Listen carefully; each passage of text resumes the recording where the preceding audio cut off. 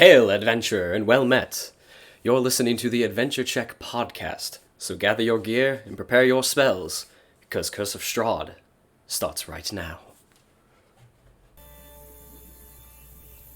So, last we left off, the company had been brought to Barovia off the wagons of the Bastani, and were brought into the village of Barovia, where they heard faint crying and whimpering, which they investigated as two small children.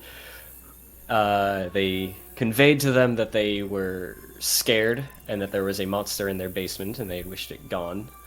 The company, in their good-natured hearts that they are, investigated the house and basically found themselves fighting for their lives from animated armor, a broom, some ghosts, and ghouls, as they made their way into the basement and found that a cult had been using this house as a bit of a hideout for some time, where they would conduct human sacrifices to help appease their dark lord.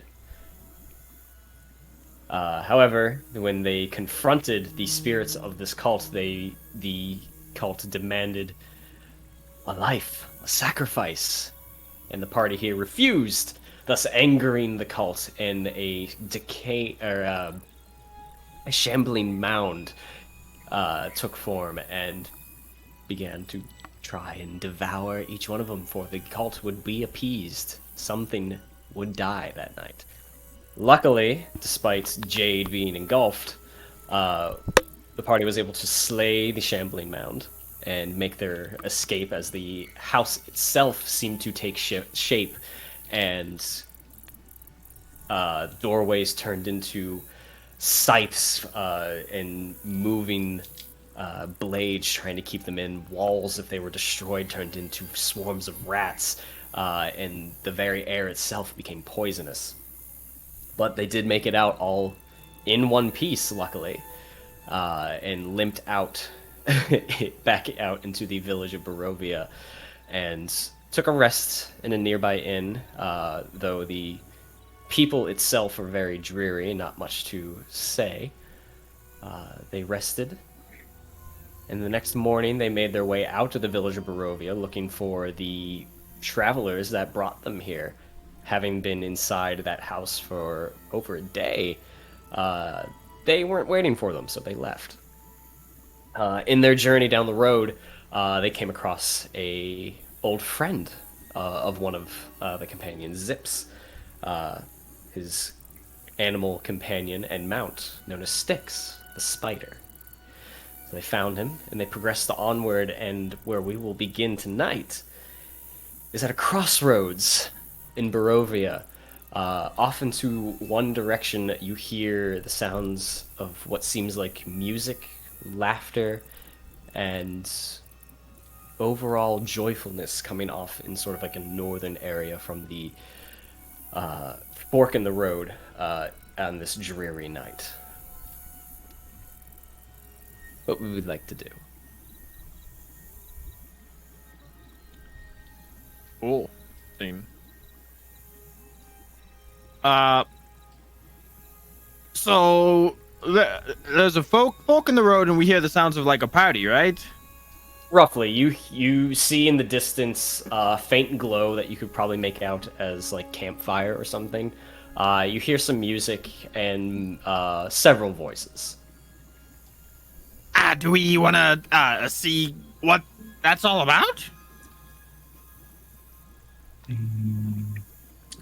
Probably be best to investigate. It might be our caravan. Sure. Alright. So, the party makes their way north, veering off of what seems to be the main road, and heads down towards the source of this music and merriment. As you get closer, you can also hear what sounds like running water, or even like a waterfall in the distance. And as you get closer and closer, you do start to make out what appears to be an encampment.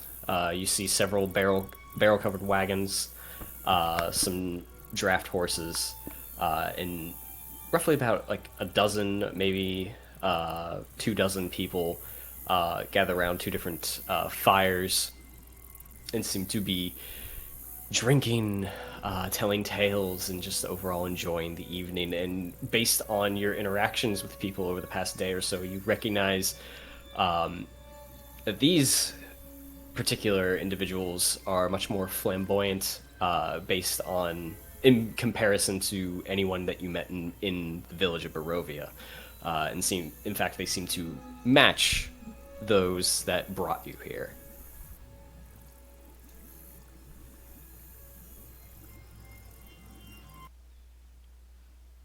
Those. These seem like the people that we were riding with, or at least similar to them. They seem familiar? Like any faces or type of clothing?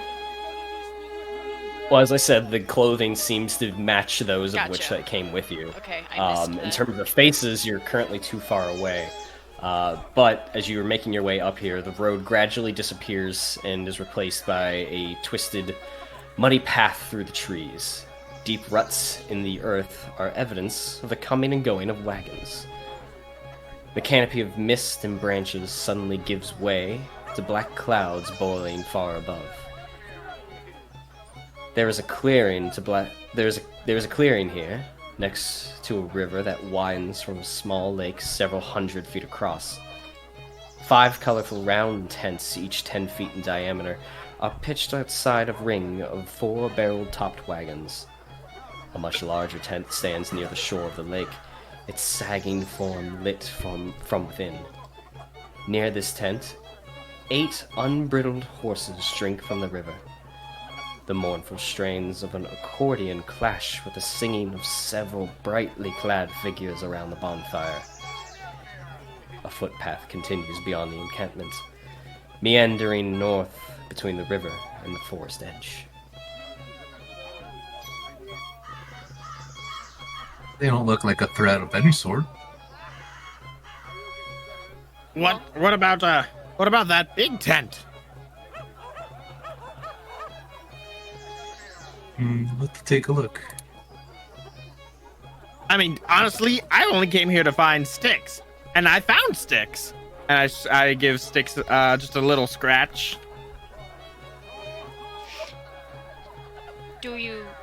Are you wanting to go back home then? Home is wherever I am. I don't really I don't have a home. I just live in the wild, so. Oh. Well, did you want to leave then, now that you found Oh no, sticks? I'm not. I'm not leaving you yet. Not until I feel. No. You just see Jade kind of smile warmly, like, "Yay, friend."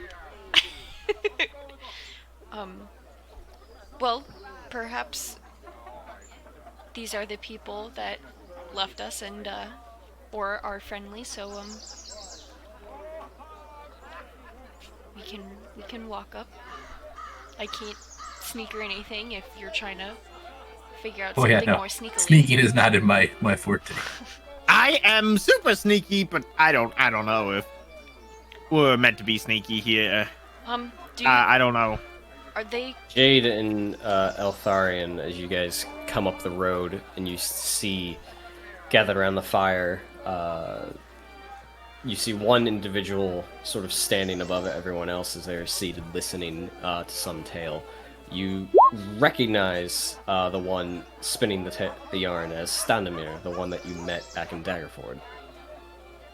That's a familiar face. Yes. Zips, are they going to be afraid of your friend? And she points to Styx. Who would be afraid of Styx? Like, look at this face. This is just the cutest face you've ever seen. Well, then, I will protect both of you if something happens. Stay behind me just in case. I couldn't finish that without laughing.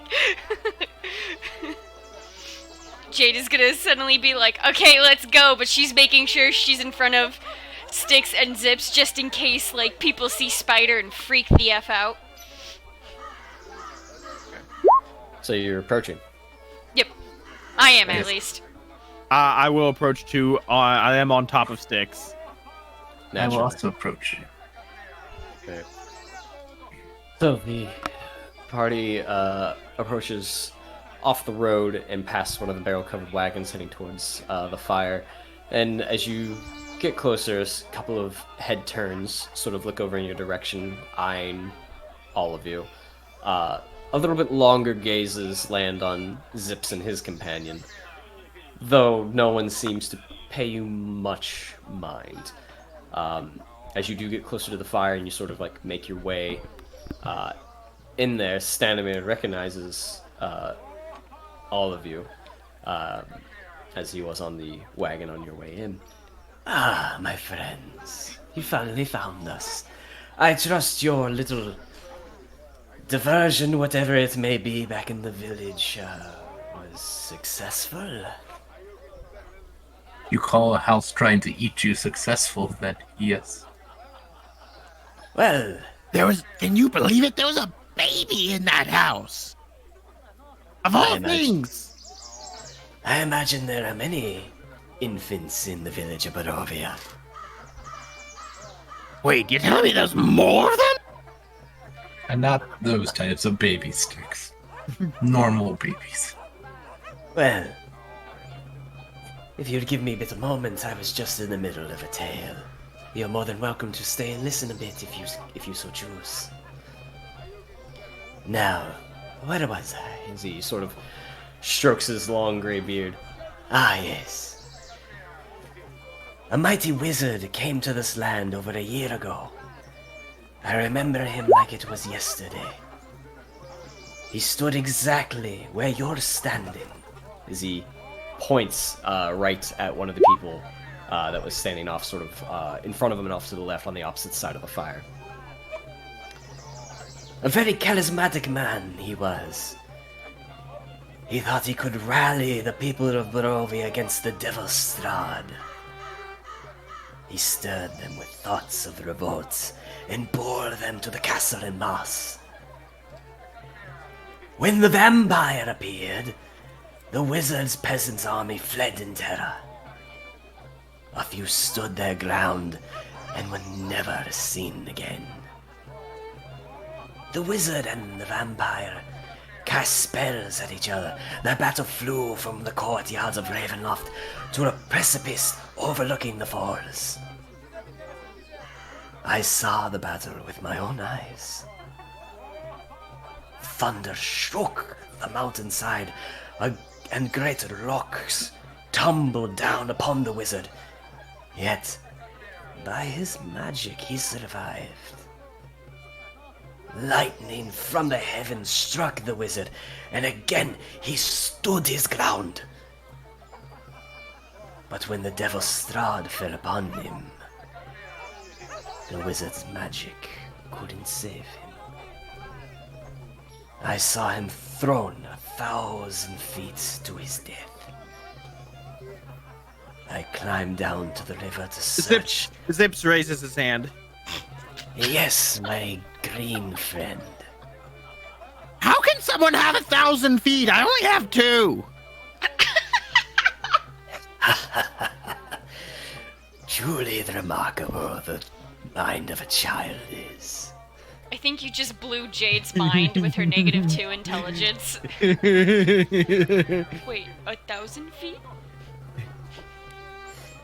Zips will say no more and just listen intently on trying to resolve his confusion.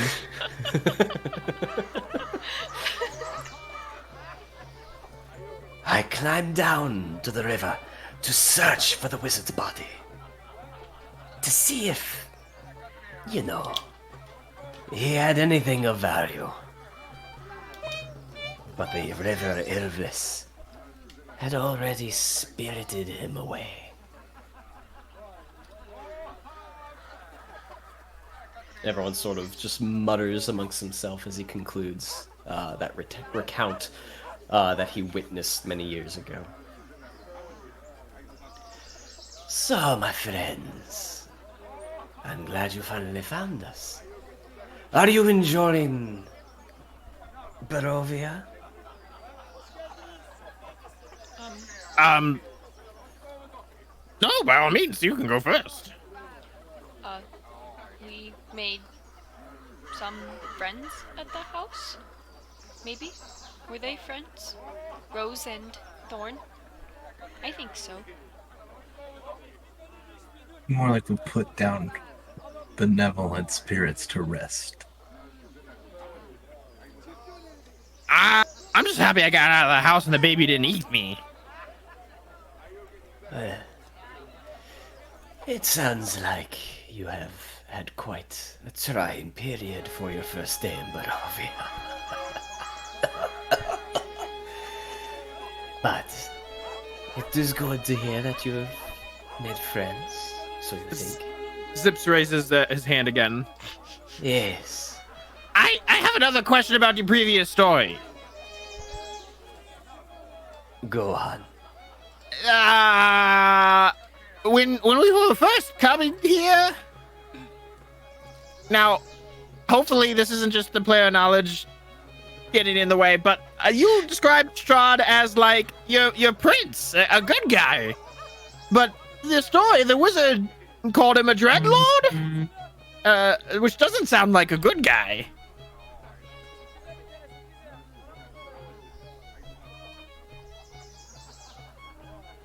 Good and evil are a bit of a perspective, young one. What is good and princely to one is benevolent and evil to another. There is no absolutes in this world.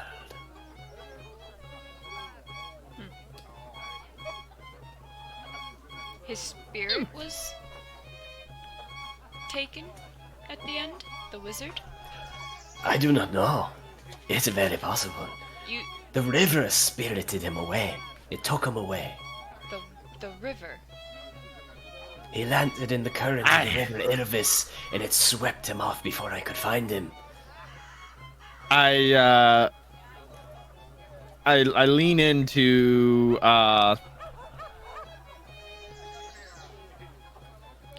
I'm blanking on your character's name, Lindsay. I tried really hard. Jade. Sorry. You're fine. I lean into Jade and I whisper, I don't want to come across a river that can suck your spirit out. Me neither. It sounds dangerous. More dangerous than any sort of arena. I actually need to double check. Is Zips as dumb as I'm portraying him today? How dumb is he today? He's about an 8. It's supposed to be a 4, but today I'm playing him like an 8. So he has a +1 to intelligence, so he's just having an off day. Roll a d4. That's his new mod for the day.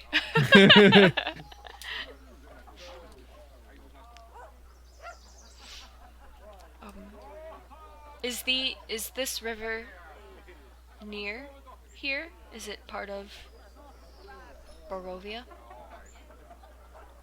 The River Elvis, as he gestures to his left, to the running river behind him. Oh. It is right there if you so choose to take a gander. Oh. Crap. Oh. So don't touch water. The imagination that you two have is remarkable. It is merely water. It flows. We're gonna do great. Everything else. In case anyone listening doesn't know, we're down 2 players, and so right now 2 of the dumbest players are leading the charge. And Altharian's just trying to babysit them to make sure they don't get into too much dumb trouble. This is great. Look, all Jade wants is Zips to still be her friend, despite that he found sticks. There's your player insight for. There's your character insight for you. Anyways. Yeah, I think Altharian might have just given up when they let a goblin into the party. So, but the water took took his... Perhaps I should stop asking questions. Questions are good. You're in a land you are unfamiliar with, and I'm sure you have many questions. Though I am not best suited to answer them. Depending on the question, of course. Well, Jade, where do you want to go?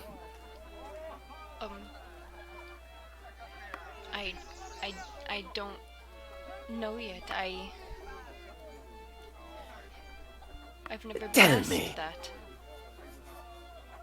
Tell me. Have you ever had your fortune read?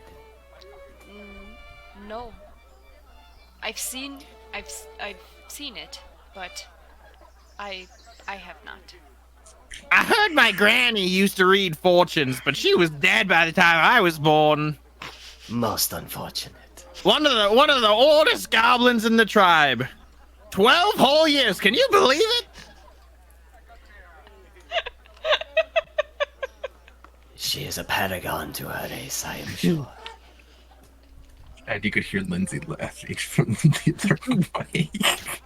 I gotta double check how old did yeah. I'm just double checking Zip's age. Okay, we good.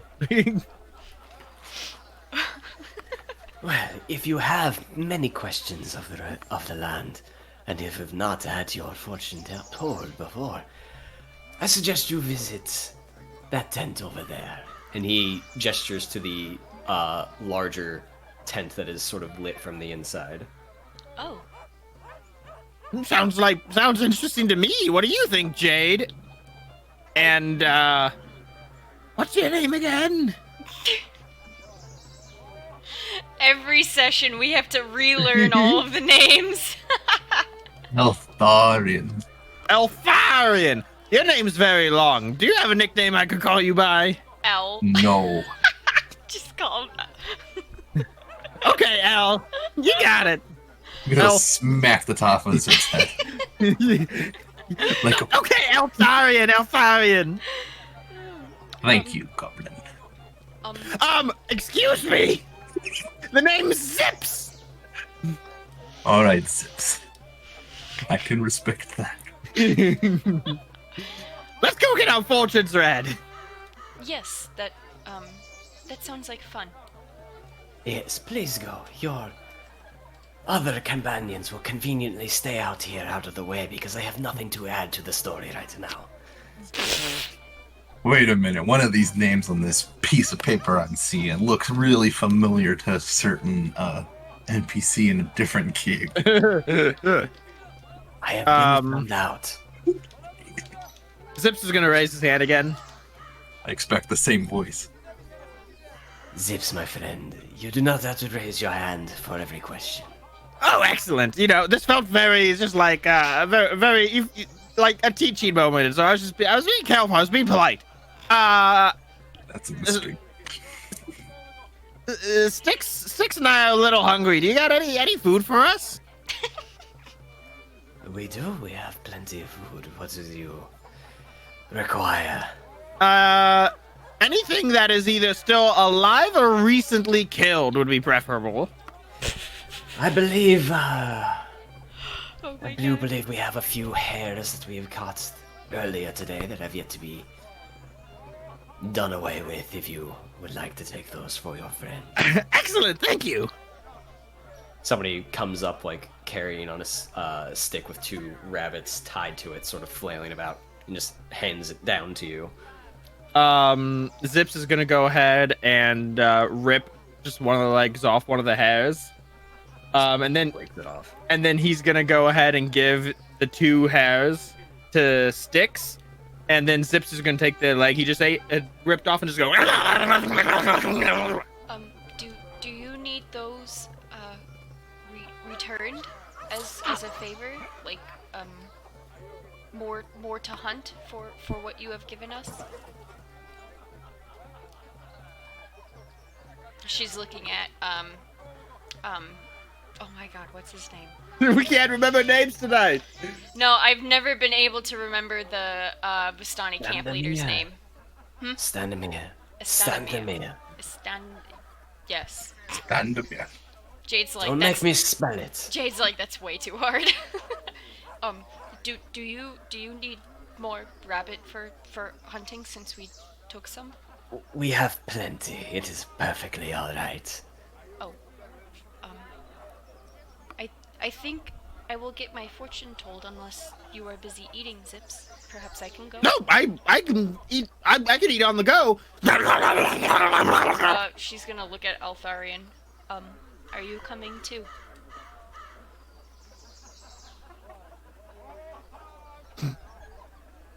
That stoic, silent nod. Mm-hmm. I didn't even see a nod. I was like, holy crap, cold shoulder much. All right. Altharian nods silently. Okay. Please go. I will entertain your monk and cleric friend. Now that Brian repeated himself as the NPC, let's go. Jade will go ahead and walk off to the unfamiliar with text. this, Brian. Please go. You'll be here. Do we gotta take a He's drink been when Brian invited. repeats himself? Take a drink. So Okay. you guys make your way across the camp and up towards one of the larger tents. And you can see the lights flickering and dancing on the inside. And as you walk up and you pull back one of the flaps, you walk into a relatively large space for a tent. Excuse me. You see sort of a low round table in the center with a candle or two sort of on top and lit. In the back you see sort of like a divider between where you are and the rest of the tent. You see magic flames sort of cast a reddish glow over the interior of the tent, revealing a low table covered in black velvet cloth. Glints of light seem to flash from a crystal ball on the table as a hunched figure peers into its depths. As the crone speaks, her voice crackles with dry weeds. Last you've arrived. Cackling laughter bursts like mad lightning from her withered lips. Please come sit around. And she gestures to the taller individual, Jade. Just letting you all know, I leave sticks outside because I don't feel like the tent is a proper big enough space to bring sticks in while still riding. Fair So I enough. leave sticks outside with the rabbits. Yeah, you leave sticks outside, and as you guys walk in, you sort of And hear I'm just, yeah. of sticks gnawing away at live rabbit. And I just, I hide behind Jade's leg. I imagine I come up to her kneecap as we enter. How 'Cause tall without are sticks, you? you know, I made a claim and I might not be able to back it up now. 3 feet. She's 6'3", yeah. You're about half. Probably about mid-thigh or her waist. Yeah. Enough for you to hide behind her. You look like a small child Yeah. in comparison. When Zip sees this old lady, he's gonna peek his head out. He's gonna say, "Wow, you're old. You must be like 20 or something." Oh dear God.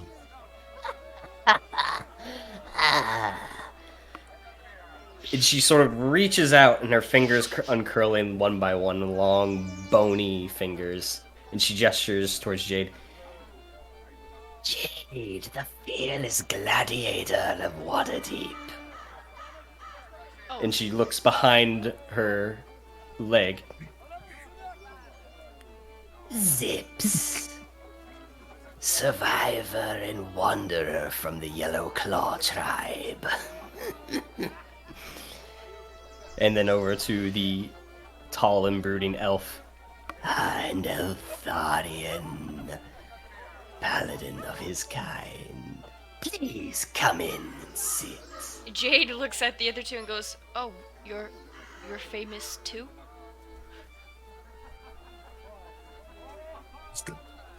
Paladin. I've never met this woman in my life. Don't know how she knows my name. or the name of my tribe? Oh, I know many things. See this? I am in the business of knowing. Jade will step forward. I'd like my fortune to be told. Don't worry, Jade. If she tries anything fishy, I'll bite off her nose. Please sit down, all of you. She'll sit down. Jade will, I mean. Zips will just sit on Jade's lap. Oh my god, they're so cute. I can't handle it. Yes. Tharian will sit down, but he just stays very stoic. Jade just like has this giant smile the moment he sits in her lap, and she fights the urge to pat him on the head. Big green ears just sticking out. Oh my god, my heart. That is perhaps the most adorable thing I've seen in all my years. Oh my god. So, my name is Madam Eva. And for those of you wondering, yes, the DM fucked up in another story.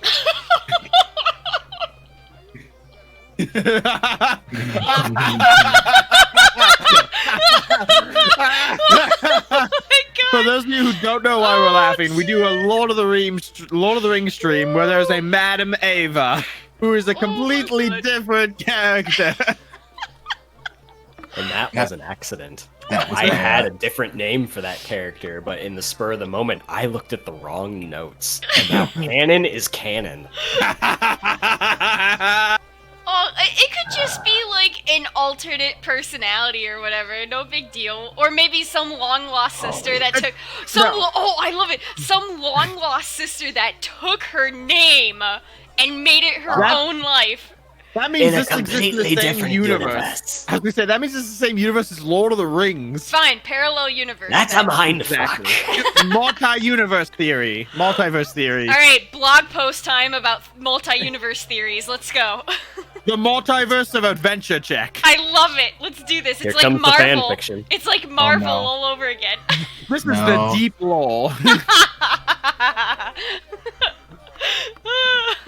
You look at her, she is a hunched over old woman. A couple of warts dot her saggy skin. Her nose and chin sort of come to a point. Her hair is grayed over and sort of messy and down, like it comes down over her face a little bit, but is still pulled back into like a messy ponytail.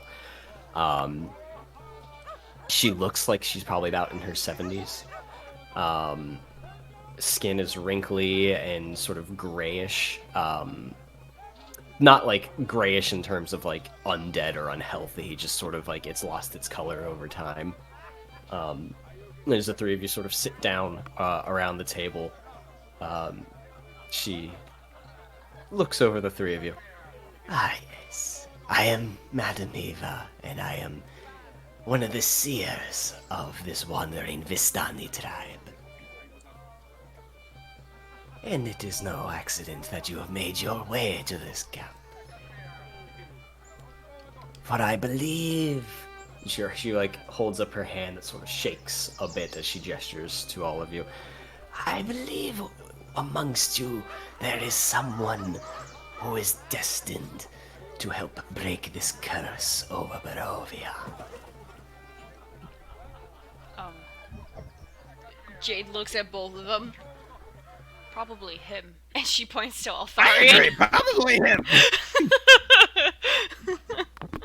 Well, let's not be hasty. I know you have other companions outside the tent, but this is a small tent in comparison, so it'll be a bit cramped in here if they all came in.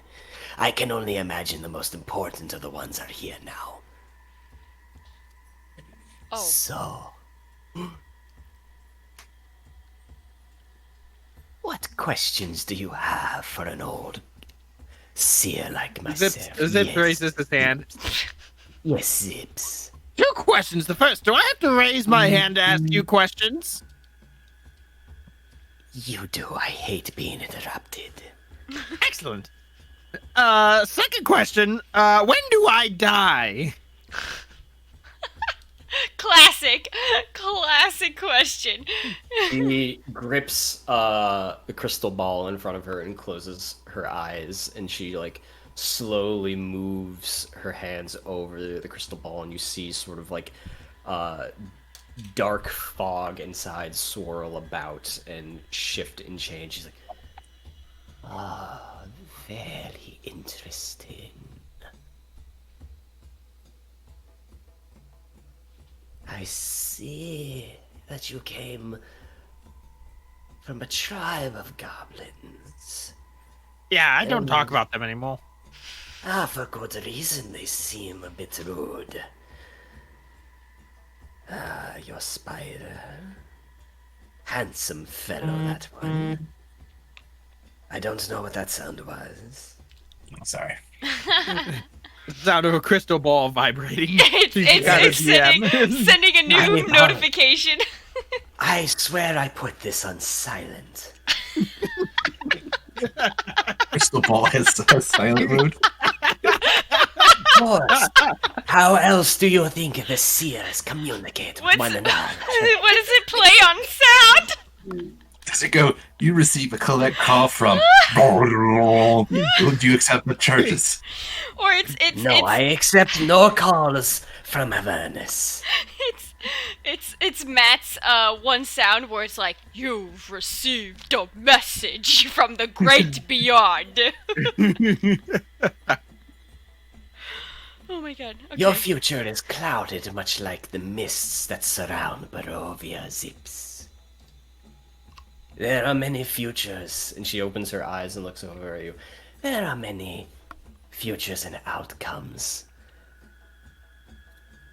that are a possibility while you remain here. Give me one! One of them is that you die within the next 12 hours. Oh, jeez. Say that he gets eaten by a baby, because he's already afraid of the baby. There's a baby involved! she looks right at you and like completely stone-faced. No.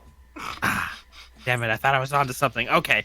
So if I survive the next 12 hours, then I'm good. I'm in the clear. Got it. Well, Zip's fate is relative.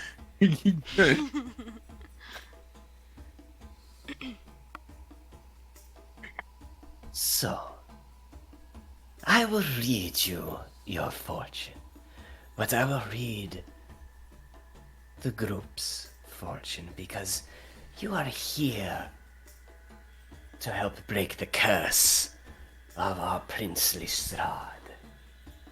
And to do so, there are certain things that you must come across to aid you in your journey. She reaches beneath the table and brings out a creased and dusty deck of cards, a Taroko deck. Well, at least it's not bones. And she sort of takes the deck and shuffles it around. Is that an actual deck? Yes, it is. Ooh. Did it come in the Curse of Strahd box? Yes, it did. Oh, that's so fucking cool! Too bad we can't finish the prison yet. Almost, guys. We're getting there. I see in your future a vaccination. And in this future, you and all your friends receive this vaccination. And then you all are gathered around a physical wooden table. A COVID vaccination. Though I will be honest with you, that is the worst timeline. Jeez. Now it's gonna be bad. You jinxed it. Good job. Oh my god. It I'm reminded going me to- of Abed in Community. This is the worst timeline. This has to be the worst time. Do we roll? Oh snap! He's moving his camera to show us the cards. He's now going to have to systematically pull cards, read on what random thing we encountered, and then continue. He's doing the thing. Wow, too bad this is an audio podcast. Yeah, for those of you looking at home, we have a good view of Brian's shorts and his desk. And some cards. And his Logitech keyboard. His Logitech, RGB all your keyboard. computer needs. Not a sponsor. Look at all those dirty, Not a dirty sponsor, wires though. everywhere. If they're willing to do it, we're listening. What? I was joking that Logitech wasn't a sponsor. It's like when you listen to like a comedian and like Bo Burnham's like, for those of you listening on the tape, a pigeon just flew out of my ass. That's why everyone's laughing.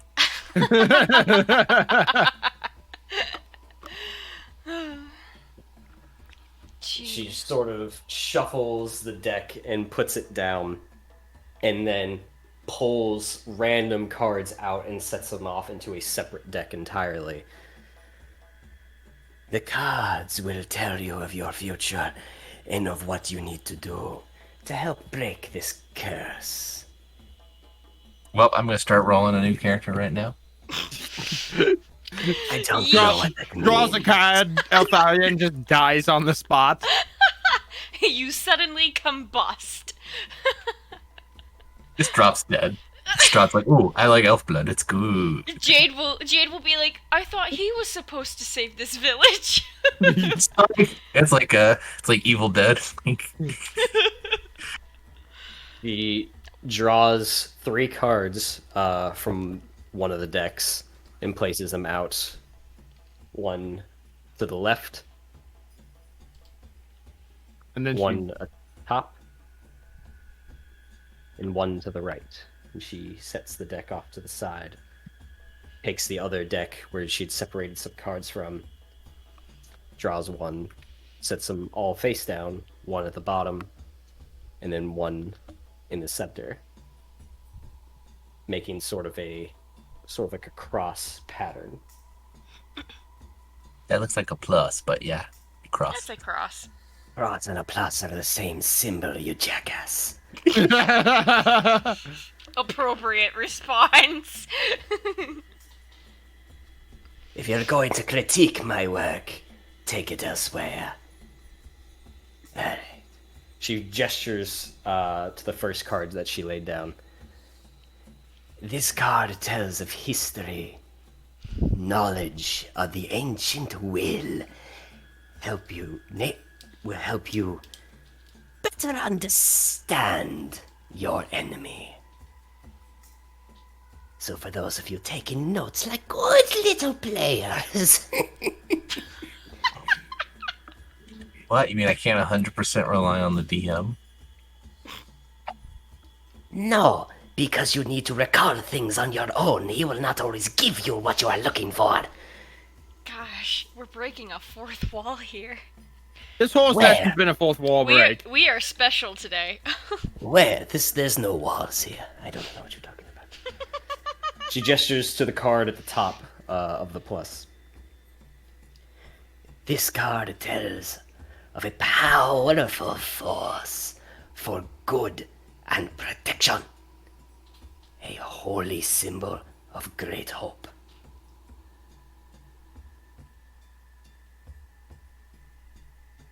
And then to the right at the farmost one, the third one that she laid down. This is a card of power and strength. It tells of a weapon of vengeance, a sword of sunlight. Oh, Tharian. The helmet kind of twitches at the word of vengeance. Keep it in your pants, elf.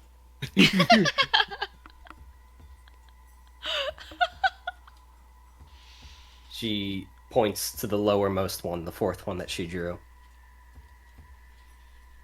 This card sheds light on one who will help you greatly in the battle against darkness.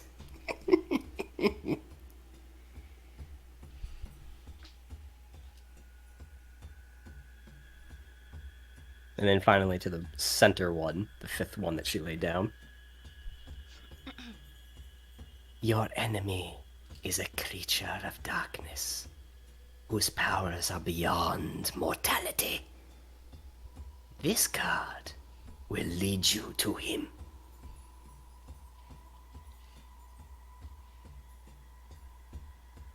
What was the left card? The very first one? Yeah. Yeah, same. I was gonna ask that too.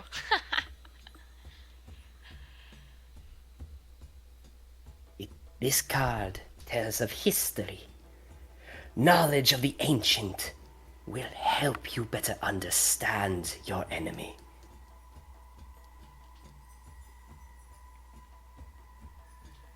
Lindsay's our token note taker. Party scribe. I'm a lot of things right now. Wait, knowledge of ancient to drunk, one of them? understand. To understand what?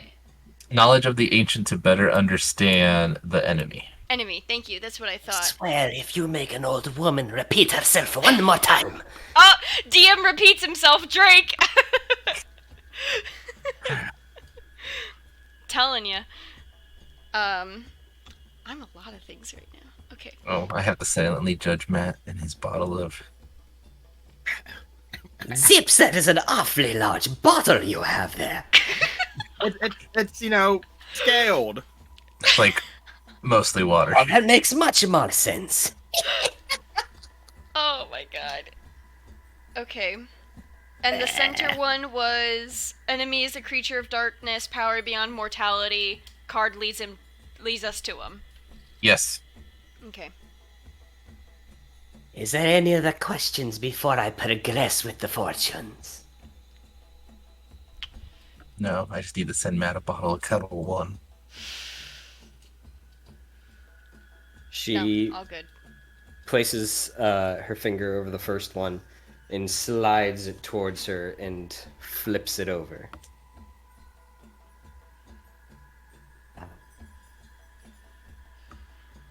Swords, the mercenary of swords.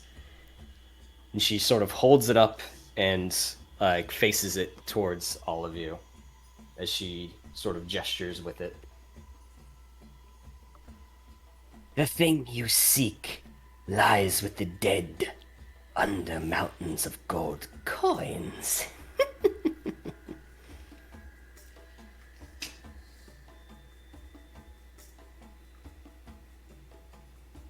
All of us are furiously taking notes. I do like studious students. But it realistically, Jade is just sitting there going, "What?" What? Yes, this is probably going way over Jade's head right she's now. she's a -2 intelligence, so Once again, Atharian's the only one who is going to be able to take this down and relate to You're going to the look rest of up- the party. yeah, Just like gonna look up at Jade and be like, "Gold! Did you hear it? Gold!" gold. Jade starts drooling and Zips is getting rained on like, ugh. But she also said Mountain of Dead. Does Mountain of Dead have gold? Is Mountain of Dead also gold? I'm confused. It lies with the dead under Mountain of Gold No, coin. I know. I'm just being Jade. Oh, Jade. Jade life. Hashtag Jade life. Zips is like, Barbarian there's life." gold in them there hills! I love it. Hashtag poor Jade. Don't want my character. She grips the topmost card and flips it over. Ah, the berserker of swords. A lot of sword theme here. You're more than welcome to read into anything you like. I like swords. Head twitch. Helmet twitch. That's when he says the- again, "Keep it in with your the pants, elf." With the card held out in front of her. Find the mad dog's crypt. The treasure lies within, beneath blackened bones. Lots of bones and dead bodies. We've had a rough summer. Cruel cruel summer. Is She this goes. all here in Barovia? Is everyone almost dead in Barovia? She just kind of ignores the question and goes to the third card Ouch. and flips it over. Is it the Hag of Swords?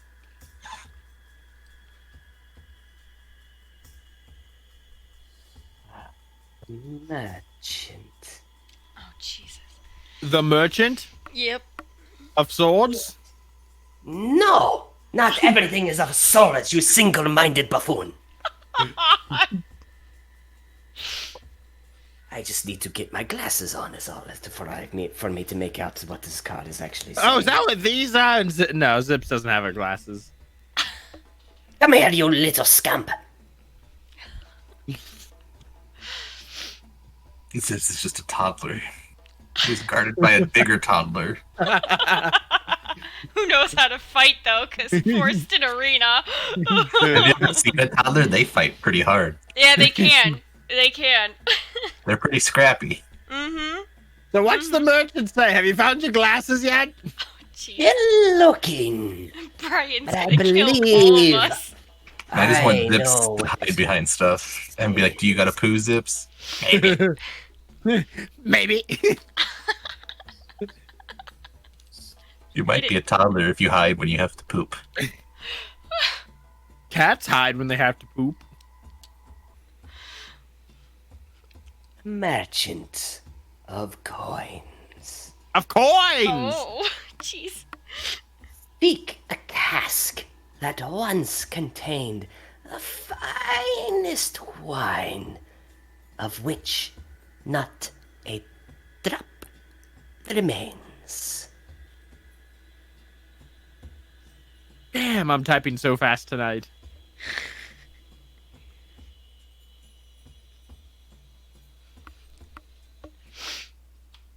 Oh God.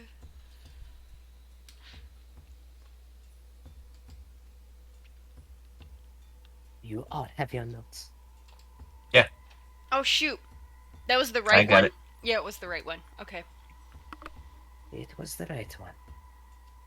So she goes down to the bottommost card, which was the fourth one that she had laid down.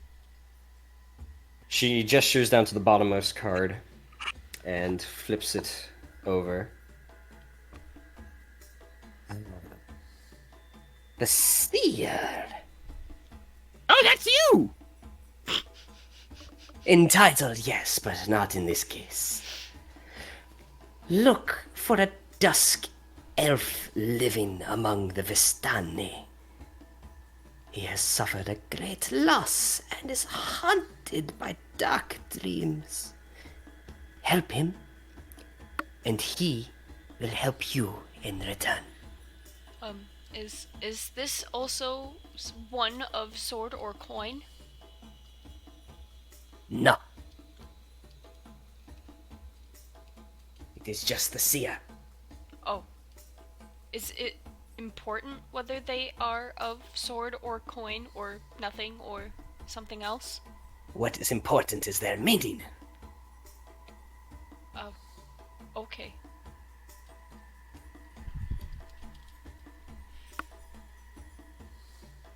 And that brings us to the final one that tells of the location of your enemy. She flips it over. Ah, the beast. She holds it up and gestures in front of you.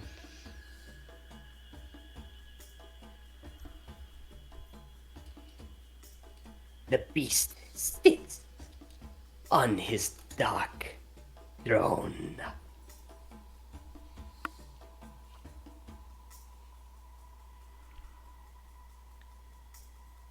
And with Oh, that, DM moves all of his microphones and that? cameras back.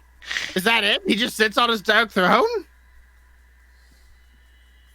When the time is right and you wish to seek him out, as she is pointing to the fifth and final card, you will find him on top his throne. Where is the throne? In his castle, of course.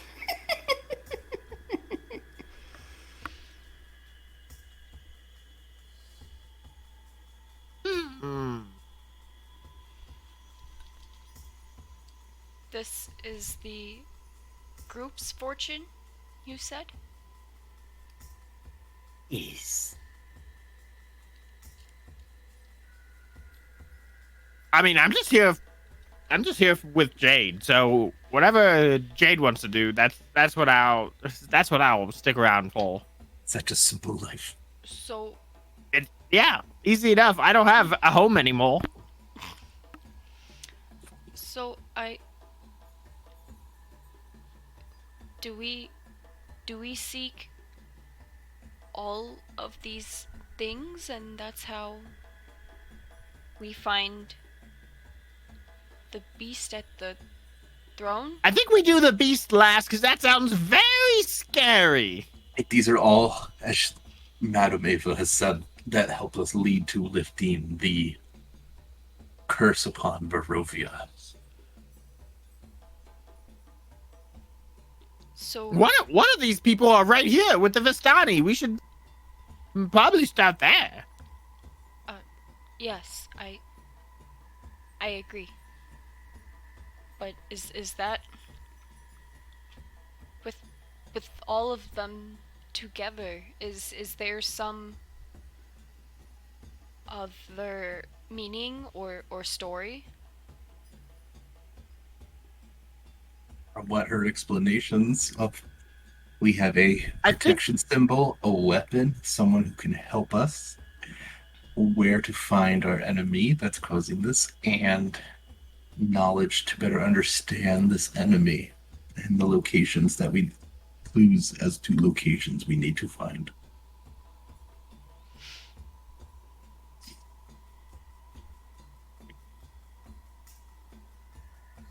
Are you satisfied with your fortune? It is my very first fortune, so I have no point of reference. It was fun. I would The cards tell much, of course. I would like to ask another question. You gotta raise your hand, Jade, or she'll Oh. get angry. Oh. She kind of hesitantly raises her hand. Not all the way up, just raises her elbow up so the hand is just barely above her head. Yes, Jade. Could I have a fortune about myself, or maybe if you can tell me who I was before being taken to be a gladiator? Do you not know who you once were? It's been a long time. Long enough to forget, or long enough to repress? I don't know. I was young, I think.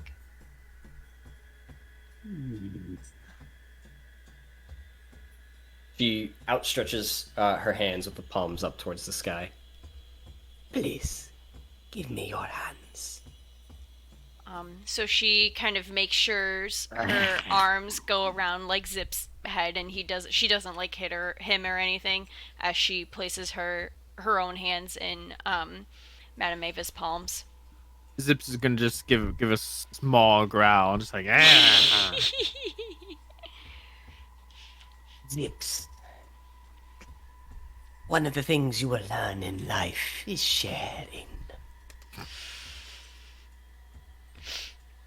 Jade, you feel like her rough and bony hands in yours, and she takes her thumbs and places them on top of your on top, and uses the under sort of her middle and index finger to almost not massage but rub in between and feel out your bones and the flesh itself. You are someone who has seen much in their time. Though, you are not always this way. And she releases your hands. Sorry. He is moving the setup again to look at time. Sorry. Of course. And she takes out the one deck. Of course. The cards tell much. And she sort of goes through and begins shuffling again. Oh god. Should I write this down too? It's your question that you're asked. It's up to you if you want to write it down. Alright. Jade's cards.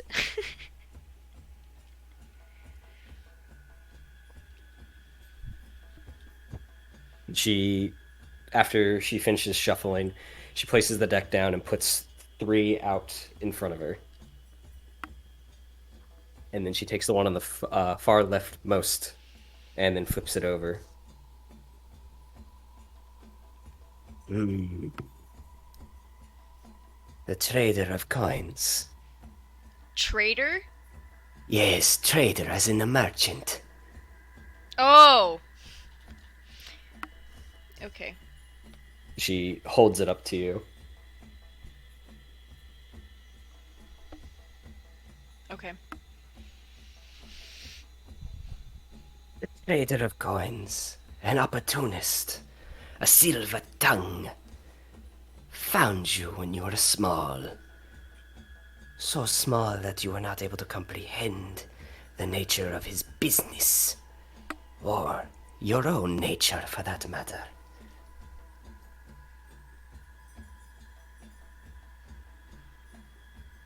She goes to the second card and flips it over. Ah, conjurer of stars. She holds it up.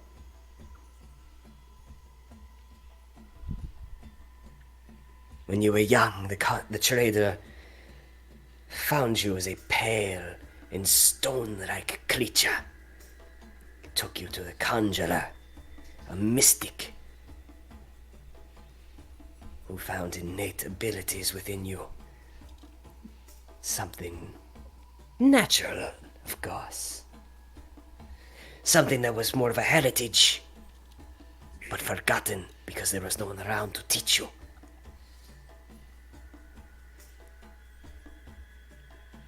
And she goes to the third card and flips it over. Ah, the miser of coins. Oh, jeez. Against your better nature, thrown into a pit. Taught to fend for yourself and grow strong, for only the strong survive in this world.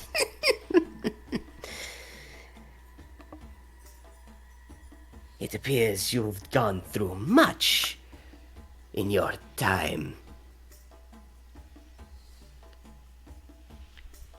Always the pawn of someone else, and never questioning, never thinking for yourself.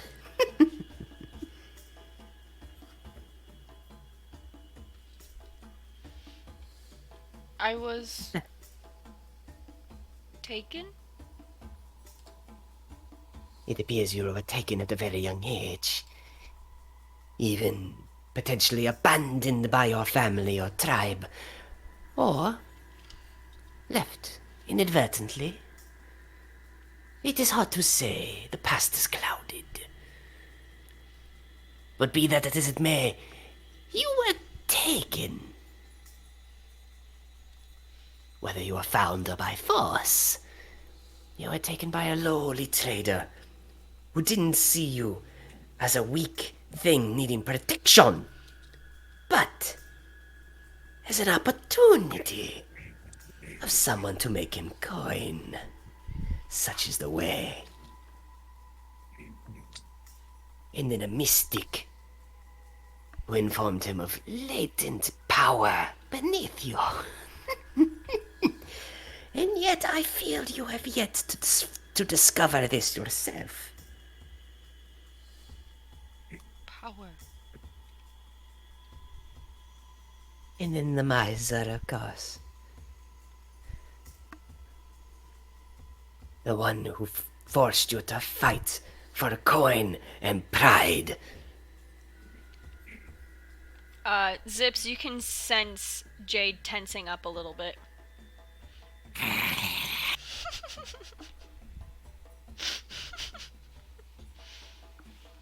He scoops the cards back up and shuffles them back into the deck.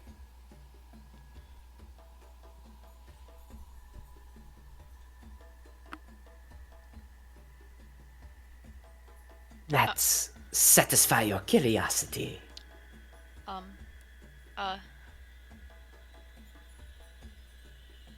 I think so, for now.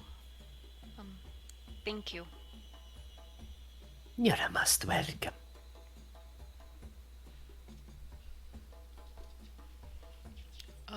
Do we go now? She looks at, Zips and Eltharion as she says that. Zip shrugs and says, I don't know. Do we now talk to the one person who is here? The, Dusk Elf? Yes? Search as you might, there is no dusk elf here. What? You... Are there other Vistani caravans about? Oh. There are Vistani all throughout Barovia. But I can assure you that in this encampment that is currently here next to Ivali River, there is no dusk elf. Well, can you tell us where another more Vistani are? And she sort of... Or any of the other places, like the Dead Gold Mountain?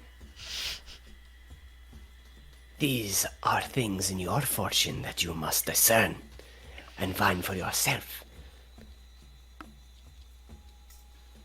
But I can point you into a direction of to help you in your search. Though we move quite often, the road always calls.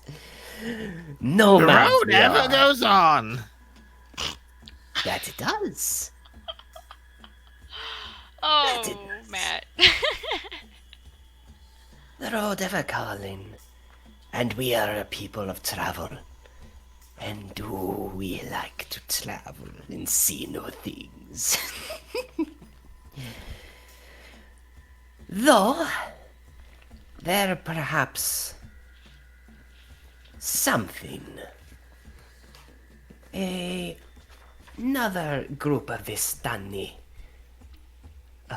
tend to be about in the town of Valaki. Alaki? Valaki. Valaki? VALLAKI.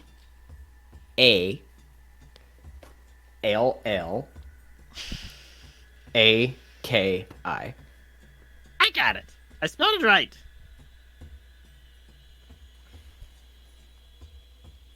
Okay. Okay. And if my geography is correct,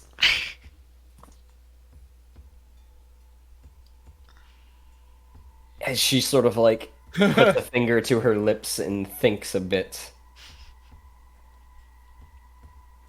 I do believe the town of Valaki is northwest of here. So, hey, not that you guys have a map on you, and she does not, but for your own reference, and this is going to be hard through a camera. I'm sure on audio, too. You guys... Let's see. How can I do this like a teacher? Because teachers are damn good at this shit.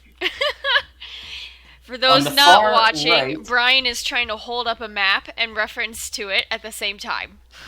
So this is where you guys came into Barovia. And this was the village of Barovia where you ran Death House. Okay. And then you headed south across the river, which was the Ivlis River, and ran sort of like northeast around the path, and then came to the Bastani Camp here. And I'm gonna pull it up. Valaki is over here. And I'm pulling up a map and I'll share it. Wait, so we've been going west, or is that technically east? West. It's been sort of like a northwesternly direction this whole time. Okay, yeah, so we started from the right and have been going left this whole time, Yeah. and now we're And for starting what to it's go worth, like- up left. For what it's worth, currently, you guys don't have a map of the region. So I was just giving you some sort of basis of Yeah, nope, size. that makes sense. We've been going, once we entered, we've been going left, which is west, and then now we're starting to go up left, which is northwest. Roughly. Trying to help explain for those who cannot see what we're seeing right now, too. Right. Cool. So you may begin your search there, though there might be other Vistani along the way, or scattered throughout the region. What about all of the... Oh wait, I think I asked this already. I think I literally just asked about what about the other places. What other places? Because I said Dead Gold Mountain. Yes, those are things that you'll have to find and discover on your own. Use your own sense of investigation. She looks over the three of you. Between the three of you, and I'm sure your companions outside, there is enough sense of reason and thought to figure out where to go. But I will give you this breadcrumb. Valaki. Okay. Should we... She looks at the others. Do we go now? Or in the morning, maybe? Is it nighttime? It's night. Okay.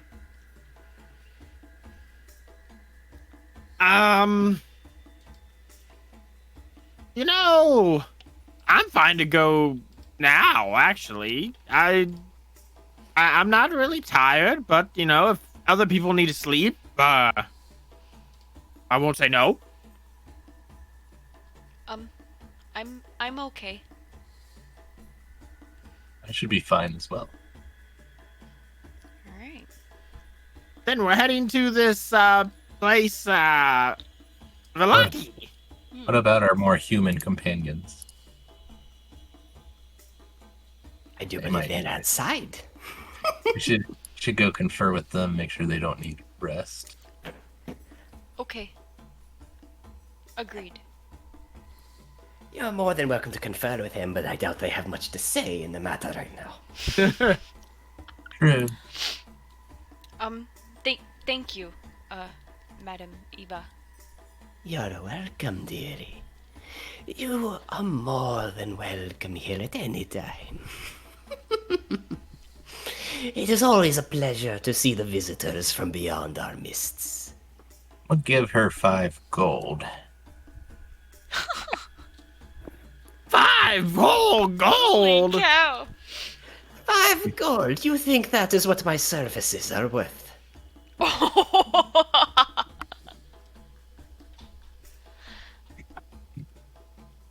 Well, I'm trying to think. Alfarians in trouble.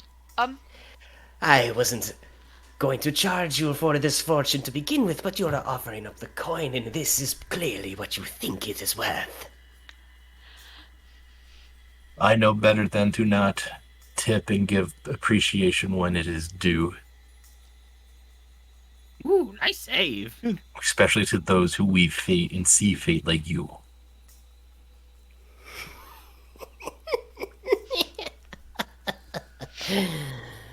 Eltharion, the golden paladin of the elves. Give me a persuasion check. Oh, hey, look at this. First I actually roll. know that. Oh! Let's go! Oh my god! Oh! Natural 20. Wow. First roll of the night is a natural 20. Let's go! She can choke on those coins.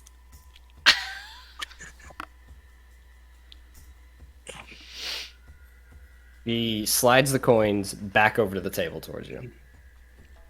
Keep them. For you are clearly in more dire needs for them than I am. Go! You do not have to worry about me turning you into a frog for insult. Now please. She sort of gestures with her hand for the three of you to leave. Is she mad at us?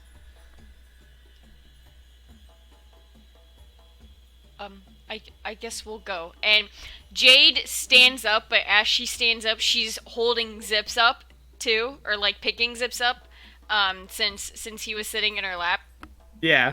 And Zips is just like, And she and as she turns around to start leaving, she'll just set him down on his 2 feet. As you guys make your way outside of the tent, we're going to take a break. So we'll be right back after a quick word from our sponsors. oh, Who are our sponsors? We don't have any. It's a joke. You're listening to the Adventure Check podcast.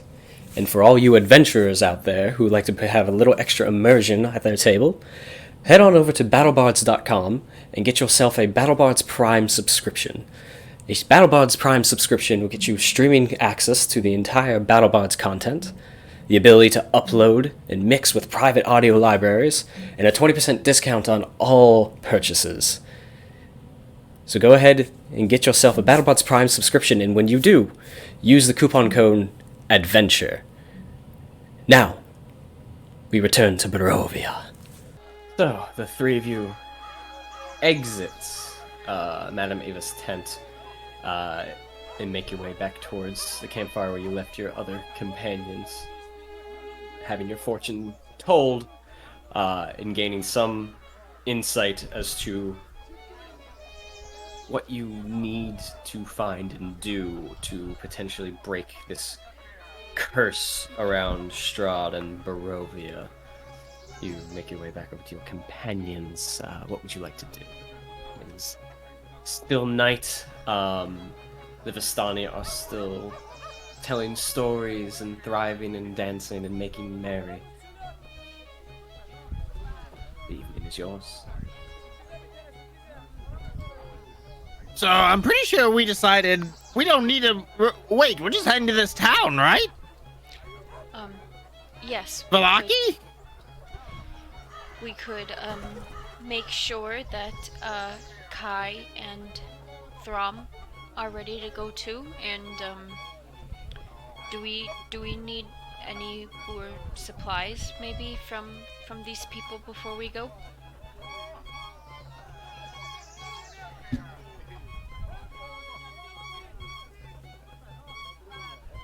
I don't know. Do we have rations we need to keep track of?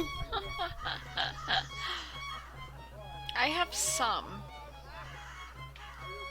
I got 10. I got 2 days left. So it depends Oh, on no. if No. we feel like Oh. we feel like they're needed or not.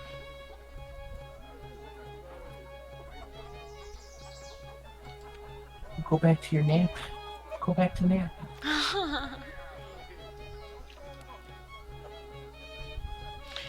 So, Jade will go up to Kai and Throm, and in her awkward way of things, will explain what happened and ask if they are cool with leaving now to head to Valaki.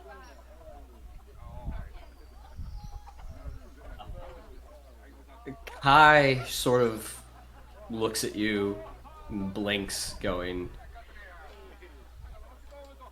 "We're just going to be hunting for these things, I suppose." And Thrombin just sort of stares at you and goes, "Look, I don't know about you, but we can't be running all throughout the bleeding night every day, every day. We need rest, or we're gonna be exhausted. We walked all evening to get here. I think pressing on into a wilderness we don't quite understand isn't the brightest idea." Oh, so, so, wait till morning? "I believe that'd be wise." Okay, I'll go tell the others. And she just turns and leaves and walks back to Zips and Altharian. And she'll say, they think we should wait till morning. I think they might be a little tired. Yeah, it's fine, I guess. Let's go ahead and set up camp. Okay. And, Jade, after that, will, sit down by... I'm assuming there's, like, a larger fire where people are kind of gathered around. Right where he was telling stories earlier. She is going to go back to that, vicinity, and she's going to find a place to sit by the fire, and that will be... She'll kind of start to kind of relax there for the rest of the evening and wait.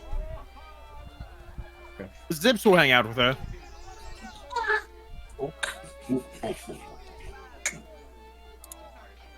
You gather around the fire and warm yourselves and enjoy the company of the Bastani. The rest of you sort of make some semblance of a camp you can in this area and take a rest for the evening.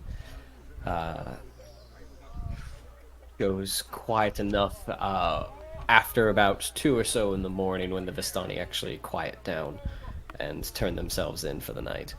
The next morning comes. You feel like it is about the time the sun should be rising, though you never see it. You look towards the sky and it seems mostly gray and black as it is. The sky is blotted out with looming clouds, and even in the distance atop the trees and way off you can see the tips of what seems to be a castle, mists sort of surrounding the area. But the morning has come.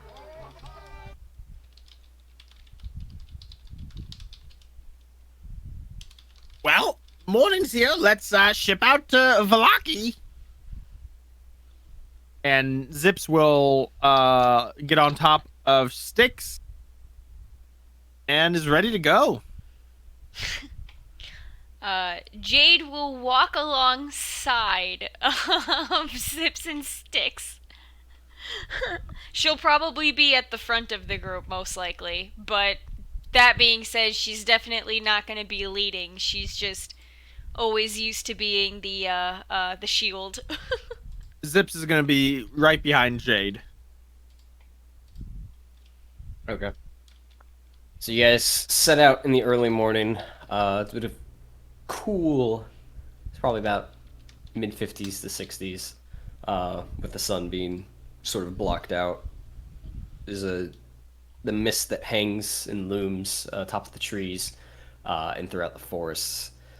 You move down following the river to the base of the canyon, heading west, and at the far end of which a great waterfall spills into a pool, billowing forth clouds of cold mist.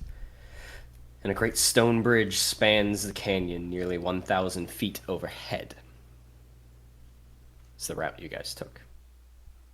You do notice that there is a path that sort of goes up the side of the cliff, up to the top. It takes you 30 to 40 minutes to traverse till you get to the top and actually get on top of the bridge itself. where you see that the bridge seems to be mold encrusted stone that spans the chasm. You see that there are take two. Gargoyles cloaked in black moss perch on the corners of the bridge, their frowns weather-worn. And on the mountainous side of the bridge, the waterfall spills into the misty pool nearly 1,000 feet below where you came from. And the pool seems to feed a river that meanders into the fog-shrouded pines that blanket the valley. But as you guys march across the bridge, heading north, continuing to follow the road, it sort of winds and weaves as you round a bend. And in the far distance to the east, poking out from a fairly large hill, you see a looming dark castle with its spires piercing the sky, and you see faint black clouds shifting around it and moving about. But as you keep walking about, you get this ever so uneasy feeling while you watch and look at this vista in the distance of the castle, that you're being watched.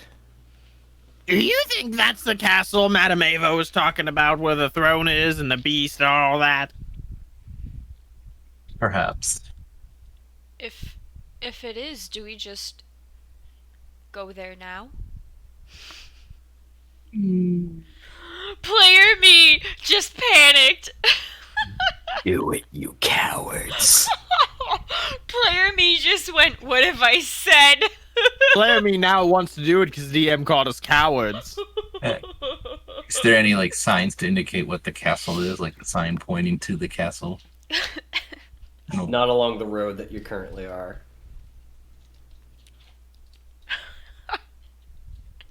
That is how while we I would die. really enjoy just diving into Strahd's castle at level 3, with 2 party members down and they don't get a say, I'm not going to suggest it. Yeah, but wouldn't that be a fun thing to do? Yeah, no. I think we should avoid Yeah, the no. ominous-looking castle. But Jade doesn't know any better. She always Yeah, there's just probably rushes lots into of things. babies in there. That's weird. So then we keep going and find these other things. Then Valaki, yeah. We'll start with Valaki. Yeah, let's keep going to Balak. yes. Yeah, so you guys keep on marching through the roadway that cuts through the mountains in this region, and I need to get out a D20. Random encounter? Where are the D20s in this obnoxious bag? Wow. That's my Nowhere. dice bag you're talking about. Meanwhile, That's 12. Jade at one point will take out or hold out the dark cloak and top hat that she still has from the death house. And she's gonna be like, do you think these are important? Oh, they look nice. I think you should wear the top hat. Oh, and she'll take the top hat and she'll put it on.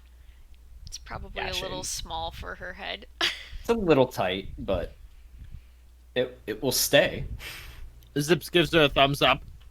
Makes you look taller and thus tougher. Should I keep wearing it? Yeah, I think you should. Oh, well, here, you can have this then. And she'll give him the dark cloak. I think it is, a little small on me. Humans seem to be a lot smaller than me all the time. I'm adding it to my inventory. You have a dark cloak.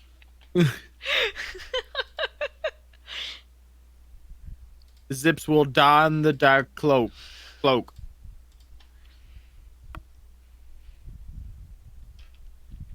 You can, Yep, you can add it to your inventory, like you said. Jade will look at you and go, "Oh, I think it fits you much better than me."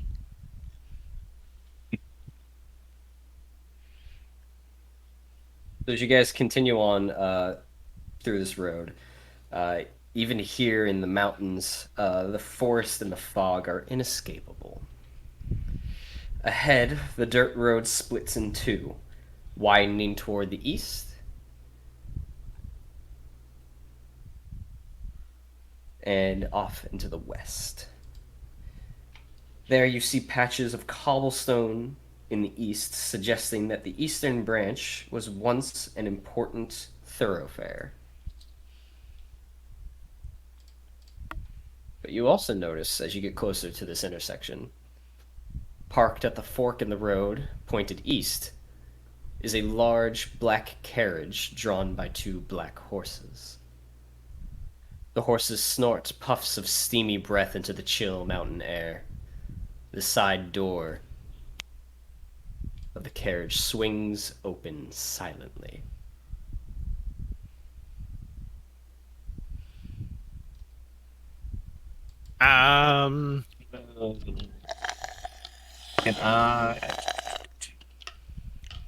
Can you? It's inside the carriage. It wouldn't be obscure. Divine sense. Why you fail me now? I Zips feel is like tense, but he doesn't do anything. I feel like divine sense is just a tease. You think it can do so much more than it actually can. Yeah, right. Like I have to have like a big open area of like, Right, like, oh, I like, have we're to in the- see, like, oh, I can't, like, sense through the wall or anything, like a spider sense tingling. Are we in a big open like ritual site? Let's see. Is this ground good or bad? I'm sorry, the carriage just opens right in front of us? Yeah, the door just silently opens, and from your perspective, you see about like dark maroons, cloth and fabric with like golden-ish tassels on the inside. It looks fancy. From where we are standing, does it seem anyone is inside? Not from where you're standing, no. You Jade- can't see inside. You see the immediate door opening, and you see the inside of it, but you don't see the seats on the other. Yeah, the Zips actual just waits for inside. somebody to come out Okay. because he fully expects somebody to be in there. Jade will wait for 2 moments, and if no one starts to come out from them, she will start to walk up and check the inside of the carriage. How do you check the carriage? She will she will literally walk up right to it, and instead of like Carriage is a walking mimic. in, she will stick her head in and be like, "Hello." Carriage is a mimic. Oh my Stick your head in god! the door closes. That's it. Jade's dead. She probably should have died with the shambling mound. So bye. Welcome to Barovia, where everything's a mimic. That's a terrible one-shot idea. Everything is a mimic. Everything's a mimic, and it really sucks. You walk up to the carriage. The horses shift their weight, and their hooves sort of clop on the cobblestone beneath them. But they don't seem to be too alarmed by your presence at all. You move up to the black carriage, and it seems to be a fine, polished, made of darkened wood, with deep embroideries and fine craftsmanship beneath it. The windows are actually seem to like stained glass. It's a little hard to see through the glasses themselves, with shrouded like velvet curtains on the inside. I don't like this description. You walk up to the open door, and you poke your head inside, and you look left. You don't see anything there, and you look to the right, and you see a figure. You see a tall individual sitting with like purplish gray skin and slicked back black hair forming a widow's peak. Donned in like dark reds and navy blues, trimmed with gold and fur pauldrons on his one shoulder, holding a glass of wine. Oh. Crap. What do you see, Jade? A man? And she looks back like, I don't know what this is. Please, Hello? come inside. Oh, All of you. I wish to have words. you know who we are? In the matter of sense, yes. But who are you, then? Come inside. She's just gonna look back at all of her Don't get in a companions. strange man's car! She's just gonna look kind of I have like, candy. what do I do? Ah, damn, yes, What? Candy, I gotta go now. Oh man, my one weakness, candy. Son of a bitch.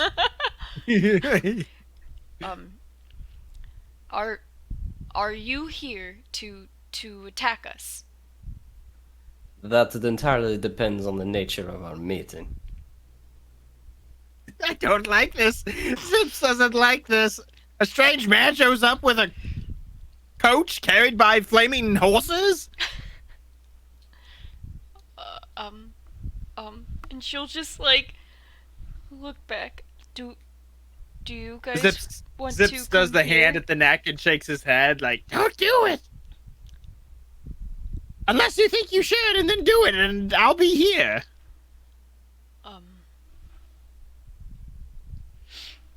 What?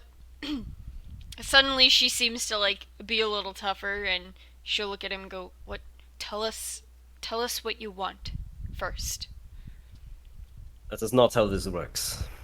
Well, no one else is coming here to speak with you or trust you. And I must defend them if they think they are threatened.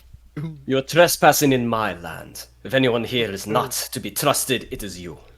Now, you will do what I ask, and you will obey the sovereign of this land. Come inside at once. I feel like I have to make a check to decide if Jade is like smart enough or not to What's he saying, Jade? Fine, give me a charisma saving throw. Okay. I was gonna say like this is getting hard. If Zip sees Jade get in the carriage, Zips is gonna jump off sticks and dive into the carriage too. What did I make? A natural 20! 2 rolls tonight, both natural 20s. But nevertheless, Hasn't updated for me yet. she will look back at the others and go, he says he's sovereign of this land, and he wants us to talk with him in the carriage. Oh, there it is. Alfarian, what do you think?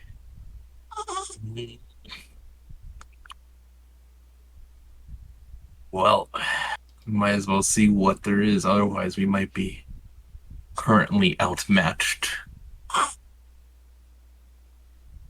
If this is if this is our beast that we're looking for and it just approached us, we should probably avoid angry or direct confrontation. Zips is just going to whisper to Sticks and say, "Stay close to the coach. I don't know what's going to happen, but I can't let Jade go in there alone." And then hisses in response. Zips is going to dismount Sticks and run over to Jade. Jade will go in the coach then, the moment she sees at least one companion coming toward her. And then Zips will go in as well and just sit on Jade's lap again. Atharian will just sit and stare at the man. I'm gonna use divine sense now. Now that he's not covered, I'm gonna see if I divine sense this. Zip's ears are a little down because he feels threatened Like, and he's a little scared. You guys get inside and sit down, and it's quite roomy. Like up to 8 people can fit in here. Medium-sized individuals. So there's a whole bunch of other space. I mean, Sticks could come in too at that point. There's a whole bunch of other space, and Zip still chooses to sit on Jade's lap. It's like that one asshole when you go into a movie theater and you're the only one, and then somebody comes in and sits down like right next to you. You're like, fucking dude, it's pick wherever you want. I love it. Altharian, you cast Divine Sense. You are getting the biggest red flag coming not 3 feet from you. He's named in the spell description. Altharian's kind of freeze in place. Like, he's just gonna look stoic. To know, I think only like Strahd's gonna be able to tell that he's kind of frozen in fear a little bit. Oh my god, I love this. You get the strong sense of an undead presence immediately across from you. I was gonna say, where is it? But you told us. Yeah. Oh my god, I love it. So it's undead, right? I'm guessing, because I can tell if it's undead celestial. Yeah, undead. Okay, but I'm don't know if you can... what. No, I don't know what. Like, it even says, but you don't know its identity. Like the vampire count Strahd von Zovovich, for example. Well, you know something in front of you is undead. You just don't get their identity. Oops. Like, you just know the person in front of you is undead. Yes, yeah, I don't know his identity. I just know that this is a very strong evil being. Mayday! He sips his wine and rests it on his knee and sort of glances out of the window to his left as the 3 of you just sort of like sit there in silence looking at him.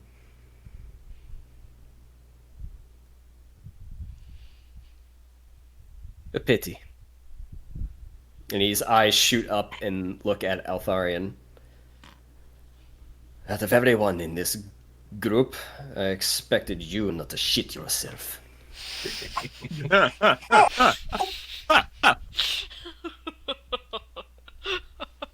Jeez.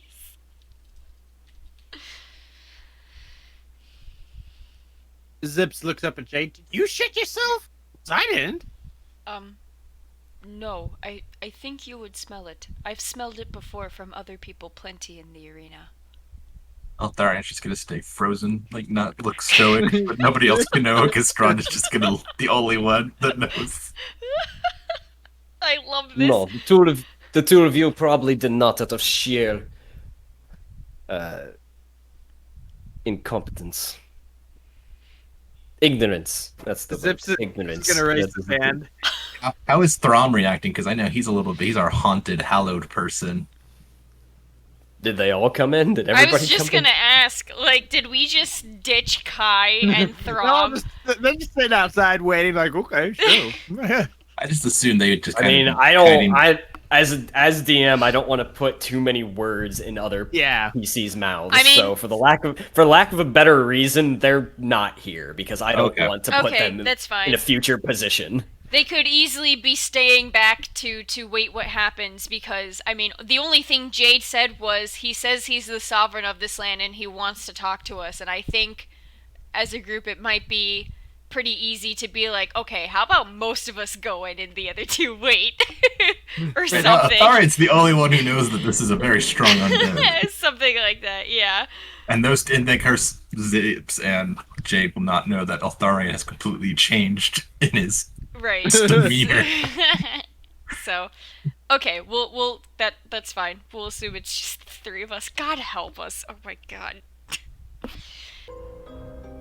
Yeah, so Strahd makes his remark about Altharian shitting himself, and then retorts to Zips, saying, "The 2 of you probably did not due to ignorance." And he takes another long sip of wine, places it down, and just looks back at the 3 of you. And sort of like a stoic head sort of to one side, silent stare, just looking at the 3 of you.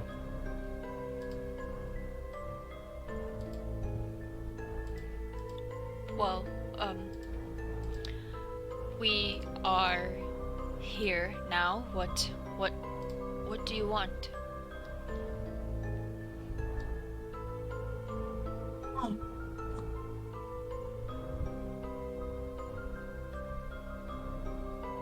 I'm merely gauging your suitability.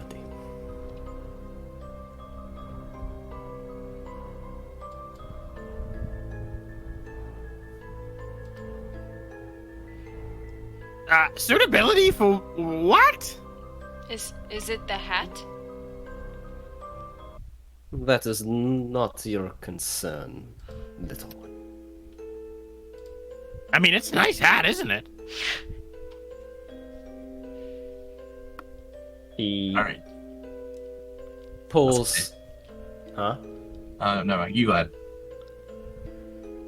No, he pulls something from his pocket you can't quite see, and he's rubbing something in between his fingers. Atharian, I need a wisdom saving throw.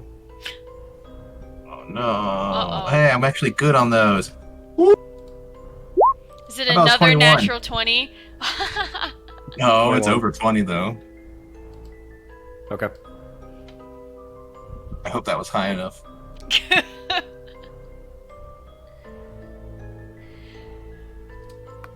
What does my wisdom tell me? Interesting. There's a saving throw, it doesn't tell you anything. Oh no! That's not what saving throws do. But it's wisdom. It's also a saving throw.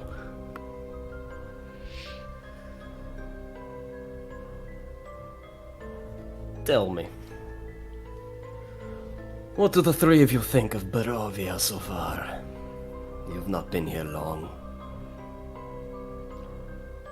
Besides the baby, it doesn't seem that bad of a place, actually. For some reason, Styx came here.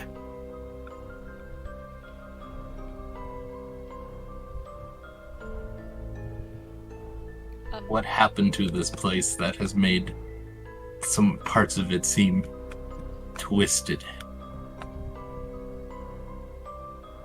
Twisted. Are those the words you choose to say, or the words you have been told to say? I'm going to say twisted because of the house that pretty much almost killed us, and it had very abnormal properties to it. What you encountered was the remnants of a cult that I did not sanction. Then you can see where my perception has come into place. You'll be good to keep your perception to yourself. Well, you did ask. I asked your thoughts, not for insults of my land. Not insulting your land. Well, You just did! You speak again and I will have your head removed!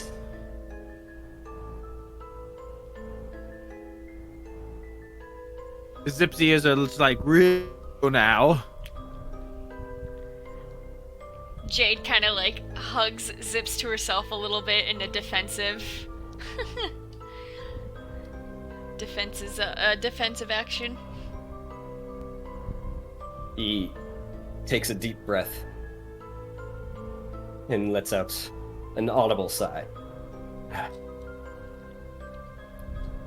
I feel as if we have gotten off to the wrong foot. Allow me to introduce myself. I am the lord of this land. I am Count Strahd von Zarovich. When you walk within my domain, I am the sovereign here. And the three of you, and your companions, are here for a purpose. I imagine, of course. No one comes to Barovia without a purpose.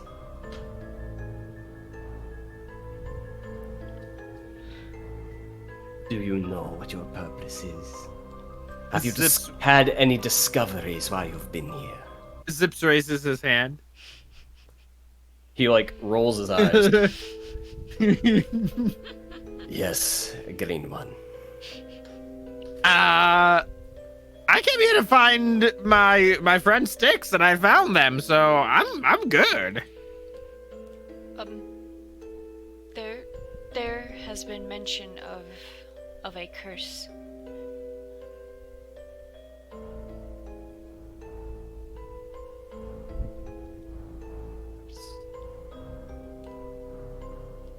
Now that is interesting news. I too am familiar with a curse. What curse are you familiar with? Which one has been spun to you?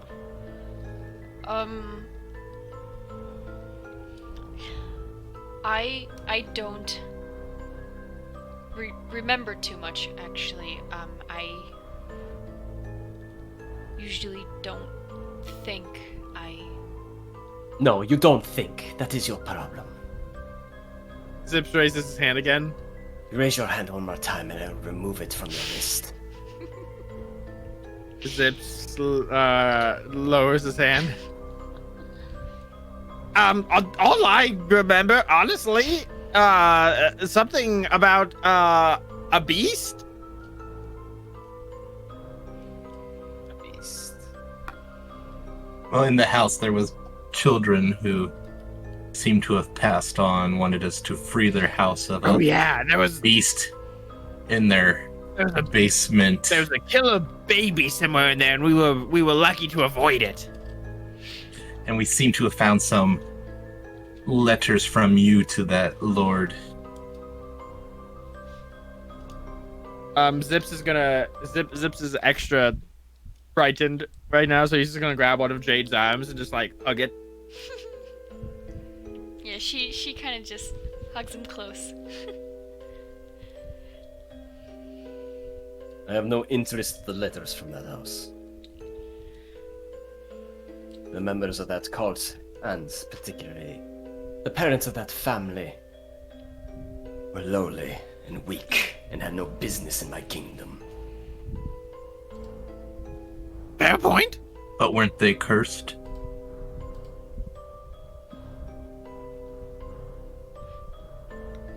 Rightfully so. Was that curse your doing? What And if it was? If it was an excellent job. Well done. They completely deserved it.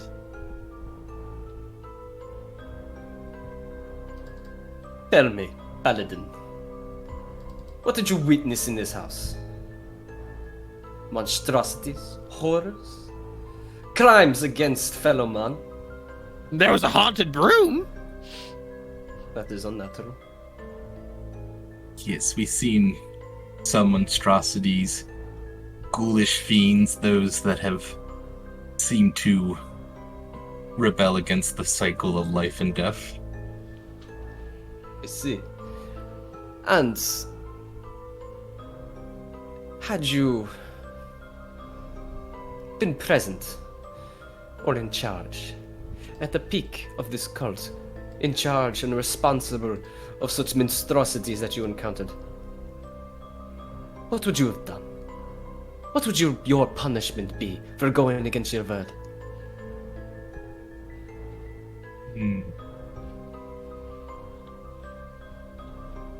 Going against the word. If they made those monstrosities, obviously they should have been locked up, and their monstrosity should have been dealt with.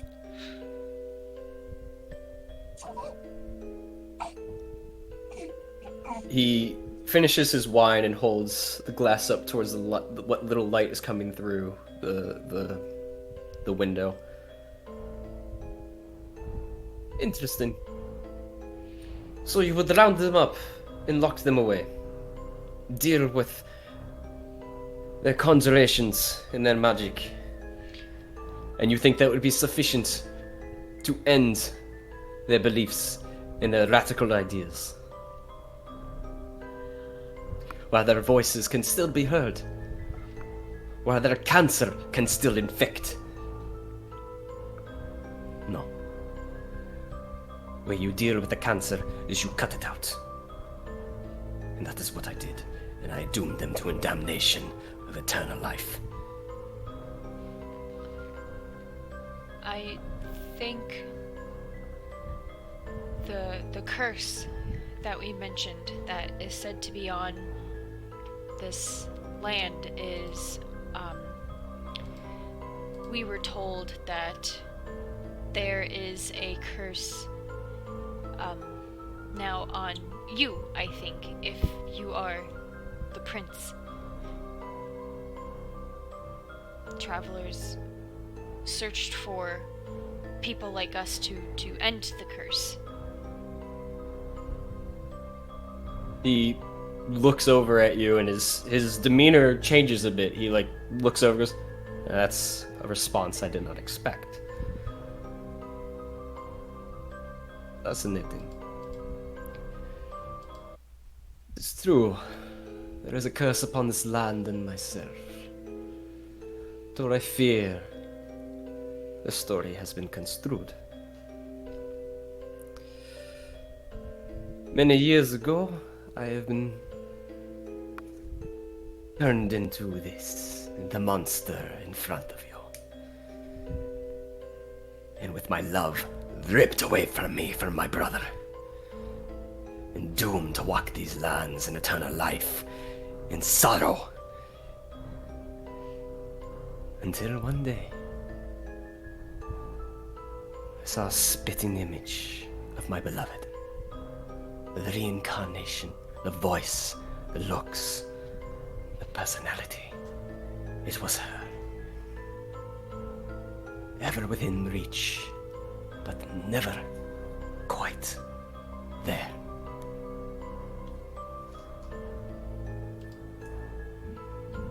I am suffering for as much as anyone else in this land. But I think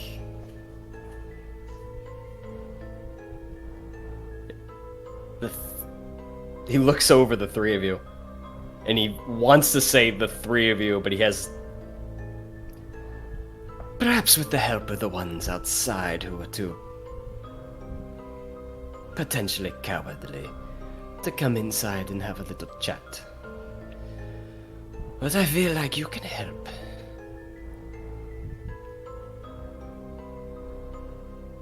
Find the one of whom I speak and bring her to me. Who? My beloved, the reincarnation.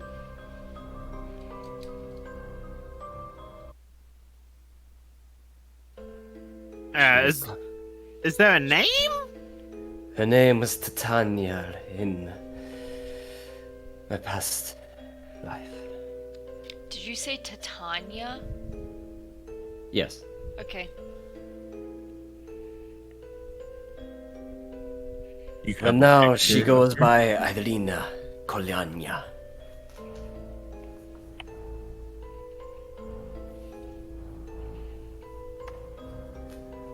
I would very much like to see her again.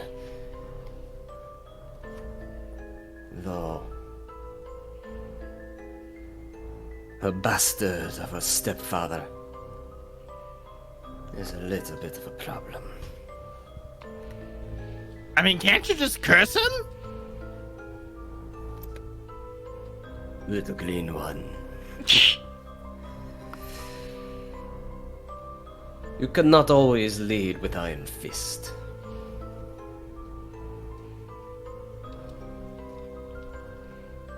Perhaps one day you will lead your own tribe, and you will understand. But if you continue to wish to waltz about freely in my lands, then I expect fealty. I expect tribute. Will you do this for me? Does this help lift the curse? It's hard to say. I see no problem in helping him. After all, he said he was the sovereign of the land, so...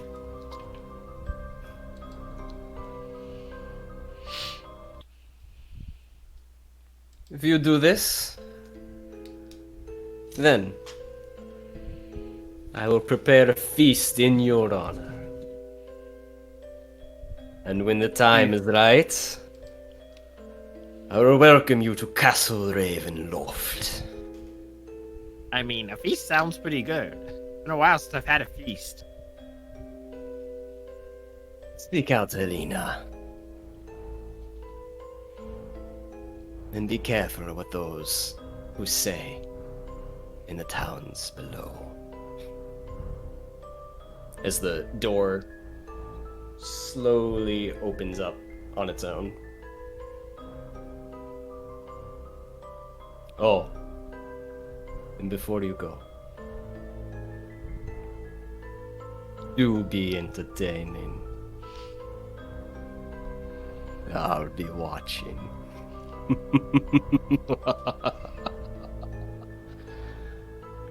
As he sits back and places his hands up, sort of webbing them together. You may go. Neat! Atharian's gonna step out. Jade will keep Zips in her arms as she walks out.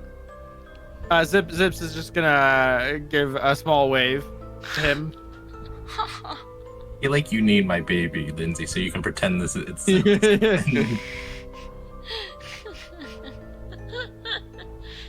Next adventure check merch is a Zips plushie. Oh my god, I love it! Oh. Zips is actually our goblin. Oh my god! What if it's just Zips as all of those goblins? That's great. I love it. It's just Matt's goblin family. Zigs, zags, zips, zaps, and kicks. So as the three of you make your way out of the carriage and step down off the single step to the cobblestone beneath, the three of you meet the ground and the door closes on its own, and you hear the leather crack of the reins behind you on the horses as you look back and you see nothing there. But in a half a second later, fading in, it seems to be a ghostly, gaunt man with a top hat holding the reins, and the carriage takes off, heading east towards the castle. You see? See, Jade, what I tell you? Top hat looks good. I'm confused. Where are we Atharian's just gonna sit there and stare at the carriage as it goes away. When it's out of sight, he's just gonna start trembling, and then he's gonna rip his helmet off, and he just kind of kneels down on the ground and just starts vomiting. Oh. Like, oh. And you finally you can see his hair's all sweaty and messed up, and like he's been sweating the whole time in that carriage. Aww. I'm confused. Where are we supposed to find her? I'm more worried about Athalion right now. You okay, buddy? It looks like you ate something that might have been not good for you. You remind me of one first-time gladiator that I fought before I killed him. And he's like pale in the face, because that wasn't a man in that carriage. He looked like a man. He was definitely not human. He was definitely undead. Oh, like Rose and Thorn. Yes, but when I sensed down his presence, it was super overwhelming. And I became paralyzed with fear. And the way that he became angered easily, we were just playthings in his little court. Do we not find this Irina then? If we do, you'll be damning her to whatever desires that monstrosity wants. I mean, if it saves my life. But we really don't have much of a choice either at this moment. Do you think she could be at Valaki also? You can just keep an eye out for her. And we'll figure a plan out later with her. I don't know what she looks like. We have a name, that's all we need. Oh. Okay. And Eltharian's going to grab some water skin, take a big gulp of water, wipe his mouth, and then put his helmet back on and says we should get far away from this castle. If it matters at all. So, do you... be honest with me, Eltharian. Do you think I could have taken him if I caught him off guard in that... Just the moment ago, just leapt across the car, the coach, and just ripped his throat out with my teeth. You think that would have worked? It wouldn't have killed him. Wait. Usually when I rip something's throat out with my teeth, it does kill him. How would I kill him then? What point of undead did you not hear about? Yeah, he's undead. But like still, even undead, like you bite them enough and they eventually die. I don't think this one's just going to simply die when we kill it. As they discuss, Jade will have put Zips down so they can continue talking, and she's going to catch up with the other two groupies. Zips was just hanging there talking. She was just holding him like this, like, here, you can have your conversation. I'm gonna tell the other two what happened. I just assumed they would have came out after we came out of the carriage. They would have walked up. Yeah, and so but like, as you guys are talking, she's still gonna be like, oh yeah, that was apparently Strahd and everything. Like, he wants this. So she's just kind of sharing the information so everyone's on the same page as they are discussing. Zips will just get back on sticks. So it seems, we just continue on to the town, right?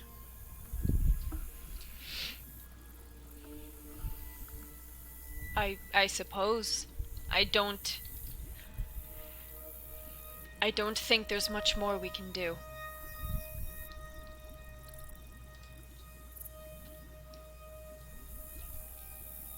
Alright. But I do not like being potentially at the mercy of someone else either. So, we are as long as we're here. Well, I don't. That was just him telling us that he knows what he's just watching and that we're in his game now.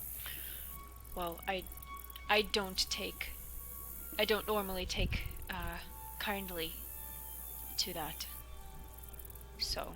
Well, until we can beat him for sure, let's not try to anger him anymore. I'm sure we will see what happens. Alright. So you guys take a moment to Wallachia and head in the western direction of the fork in the road. And after a while, you come across a similar large gate that you came through when you first entered this region in the far east before you hit the village of Barovia. As you get closer to it, you see the mists are spilling out over through the forest and almost getting towards the road, but it doesn't quite. And the huge iron gates hang on the stonework, and the dew just sort of clings with cold tenacity onto the rusted bars. But you go on through, and you do a wind and weave over some hours as the day wanes on, trying to get the memory and the vision out of your head of who you just ran into. And as you round the bend around the forest, you see off in the distance a lone, old, decrepit windmill. sitting on a small hill just in the horizon as you continue onwards. And that is where we're going to end tonight. Oh. Thank you for listening to the Adventure Check podcast. If you enjoyed this session, you can follow us on twitch.tv/adventurecheck or on Twitter @adventurecheck and keep up with all of our nerdy shenanigans. See you next time.